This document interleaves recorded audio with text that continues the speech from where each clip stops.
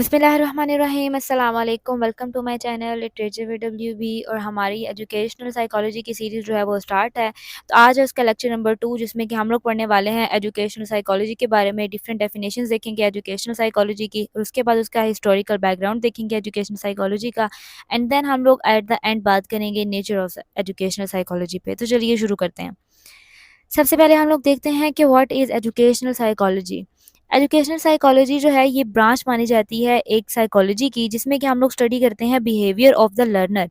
ठीक है, लर्नर का जो बिहेवियर है उसको स्टडी करते हैं in the relation of his education. Educational psychology जो है ज़ाहिर है एक ब्रांच है साइकोलॉजी की, जिसमें कि हम लोग ये डील करते हैं कि application of psychological finding in their field of education.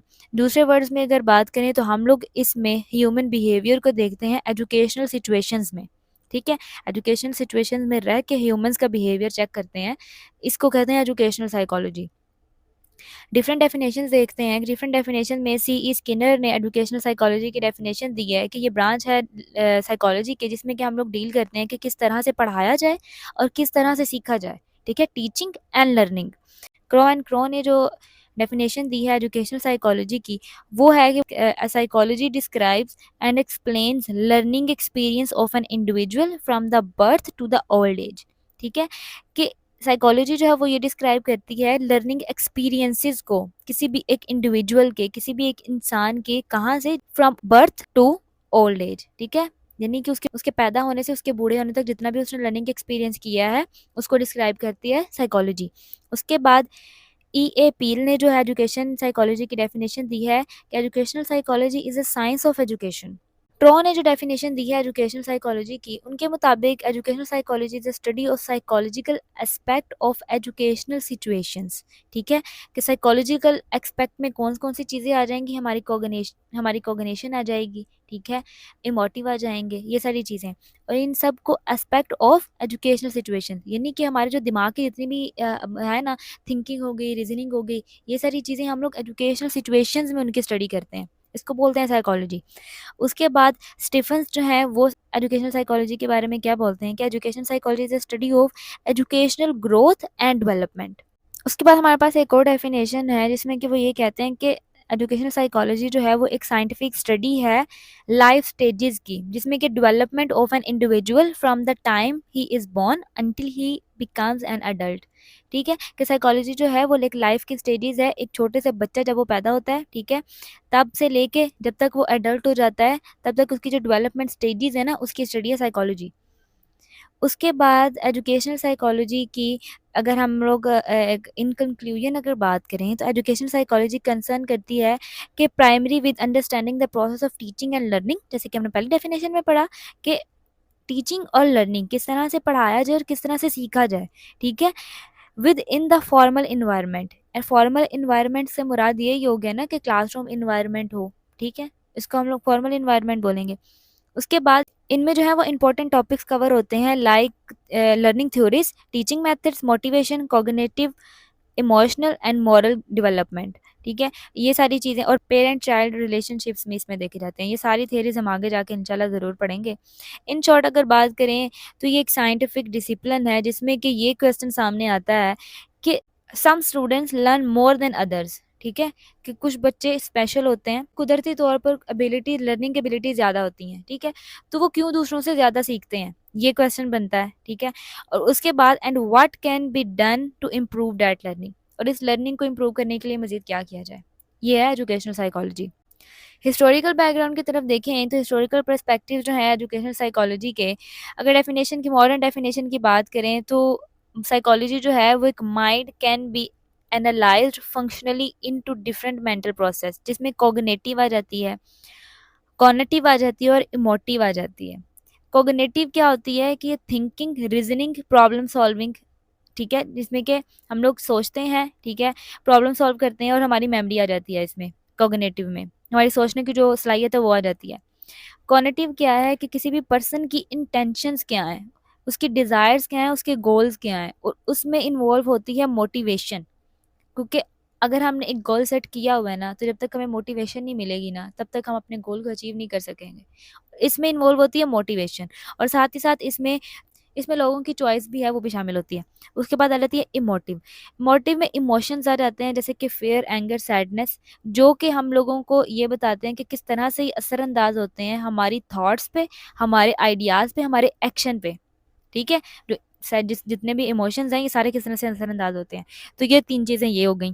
जो साइकोलॉजी के टर्म है, कब हम लोगों को as a discipline, scientific discipline कब हमें देखने को मिली, जब विलियम वॉन्ट ने, ये फाउंडर माने जाते हैं एक्सपेरिमेंटल साइकोलॉजी के, जब इन्होंने फर्स्ट टाइम एस्टेब्लिश की एक साइकोलॉजिकल लाइब्रेरी जर्मनी में 1879 में। उसके बाद हम लोगों को 19 अर्ली 19th सेंचुरी में एक और ग्रेट नाम मिलता है एजुकेशनल हिस्ट्री में, जिनका नाम था पेस्टोलॉजी। इन्होंने इंडिविजुअल के माइंड पे काम किया कि किस तरह से एक ह्यूमन का काम किस तरह से वर्क करता है। ठीक है, इन्होंने इस चीज़ पे काम किया।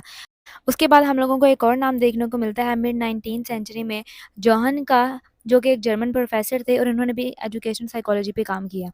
उसके बाद हमारे पास जो नेक्स्ट आता है फ्रॉम द 19th सेंचुरी के बिल्कुल आखिर में और 20th सेंचुरी के आगाज़ में अगर बात करें तो फेमस साइकोलॉजिस्ट हैं जिन्होंने काम करना स्टार्ट किया डिफरेंट प्रिंसिपल्स पे, डिफरेंट टेक्निक्स पे, जो कि जनरल साइकोलॉजी की थी। इनमें से सबसे जो oldest founder of educational psychology है वो है फ्रांसिस गाल्टन। ठीक है, इन्होंने जो था ही conduct the first experimental investigation of associationism. इन्होंने एसोसिएशनिज्म पे काम किया। एसोसिएशनिज्म क्या है? ये एक साइकोलॉजिकल थ्योरी थी जो कि बेस करती थी आइडियाज़ पे और थॉट्स पे। ये इस थ्योरी में इन्होंने ये बताया कि किस तरह से हमारे जो आइडियाज़ हैं, जो थॉट्स हैं वो, ठीक है, यानी कि वो किस तरह से लिंक्ड हैं ह्यूमन माइंड के साथ, और ये किस तरह से असरअंदाज होती हैं हमारी लर्निंग पे और हमारी मेमोरी पे। ठीक है, यानी कि हमारी लर्निंग एबिलिटी पे और हमारे माइंड पे किस तरह से असरअंदाज करती हैं। ये इन्होंने एक थ्योरी दी थी। स्टैनले हॉल ने इनकी इस थ्योरी को पब्लिश भी करवाया अपने पेपर्स में, जो उसके बाद बच्चों के माइंड्स पे इन्वेस्टिगेशन करना शुरू हुई। ठीक है, और हिस्ट्री में इनके और भी बहुत ज़्यादा काम साइकोलॉजी के रिलेटेड जो हैं वो देखे जाते हैं। और इनका जो मोस्ट इम्पोर्टेंट थ्योरेटिकल कंट्रीब्यूशन है, इसका नाम था स्ट्रक्चर ऑफ माइंड। ठीक है, between the general broad ability of intelligence and special abilities. Intelligence किसको बोला गया है? कॉग्निटिव को, यानी कि जो हमारी जो सोचने की सलाहियत है उसको इंटेलिजेंस बोला गया है। और जो स्पेशल एबिलिटी हैं उन वो किनको बोला गया है कि जो एक जो होती है ना खुदादाद सलाहियतें जो कुदरती तौर पर हर इंसान में होती हैं, उनको जो है वो स्पेशल एबिलिटी के नाम दिया गया है इसमें। उसके बाद नेक्स्ट अगर मेजर कंट्रीब्यूशन देखा जाए, हमें जो है वो नाम मिलता है अल्फ्रेड बेनेट का। इन्होंने अपने असिस्टेंट के साथ मिलकर अपना फर्स्ट बेनेट स्केल जो था उसको डेवलप किया था। और ये स्केल क्या था कि ये असेस करता था किसी भी चाइल्ड की इंटेलिजेंस को और कॉग्निटिव एबिलिटीज़ को, ठीक है, उसको जानने की कोशिश करता था कि ये इसकी एबिलिटीज़ क्या है, इसकी इंटेलिजेंस क्या है किसी भी बच्चे की। उसके बाद अगर हम लोग मज़ीद आगे बढ़ें तो जॉन डेवी का नाम हम लोग को मिलता है। एजुकेशनल साइकोलॉजी में भी इनकी कंट्रीब्यूशन मिलती हैं और जनरल साइकोलॉजी की फील्ड में भी हमें इनकी कंट्रीब्यूशन मिलती हैं। नेक्स्ट हम लोग बात करते हैं नेचर ऑफ एजुकेशनल साइकोलॉजी पे। सबसे पहले हम लोग देखते हैं educational psychology is A science is a branch of study concern with the observations of fact. ठीक है, यानी कि वो फैक्ट की स्टडी है ना, और जनरल लॉज की स्टडी है। ठीक है, इसमें क्या होता है कि इसमें हम लोग डिफरेंट मेथड से डाटा कलेक्ट करते हैं, और साथ में it is an objective of understanding, explaining, predicting and control of fact. दूसरे साइंस के सब्जेक्ट की तरह एजुकेशनल साइकोलॉजी जो है वो भी objective method of collecting data, ठीक है, ये भी डाटा कलेक्ट करती है, और साथ में इनका भी एम है अंडरस्टैंड करना, प्रिडिक्ट करना और कंट्रोलिंग ह्यूमन बिहेवियर। तो इस लिहाज से ये भी ये साइंस हुई। उसके बाद educational psychology is a natural science. Natural science किस तरह से है कि an educational psychologist conduct his, कोई भी एजुकेशनल साइकोलॉजिस्ट है वो किस तरह से कंडक्ट करता है, वो इन्वेस्टिगेशन करता है, डाटा कलेक्ट करता है, और उसके बाद आखिर में वो कंक्लूजन पे पहुंचता है। बिल्कुल वैसे ही जैसे दूसरे जैसे बायोलॉजिस्ट करते हैं और जो दूसरे फिजिशियंस हैं वो करते हैं, तो सेम ऐसे भी एजुकेशनल साइकोलॉजिस्ट भी यही करते हैं। उसके बाद है हमारे पास education psychology is a social science.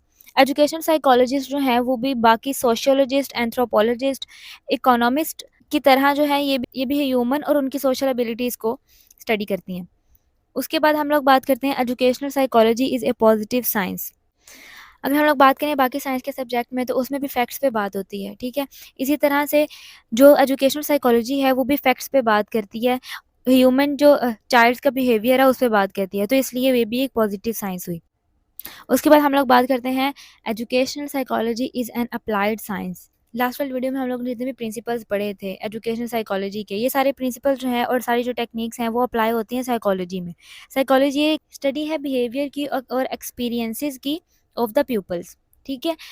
As a branch of psychology it is parallel to any other applied psychology. For example, जो एजुकेशनल साइकोलॉजी है ये heavily effect from such areas as development psychology, ये development psychology पे बात करती है, clinical psychology, abnormal psychology और social psychology पे बात होती है। तो इस तरह से ये अप्लाइड साइंस हुई, ठीक है। तो ये थी आज की वीडियो, उम्मीद है आपको वीडियो की समझ आई होगी। अगर वीडियो पसंद आई हो तो लाइक कर दें, चैनल पर नहीं तो सब्सक्राइब कर दें। तो इंशाल्लाह मिलते हैं नेक्स्ट वीडियो में, तब तक अपना ख्याल रखिएगा। अल्लाह हाफिज़।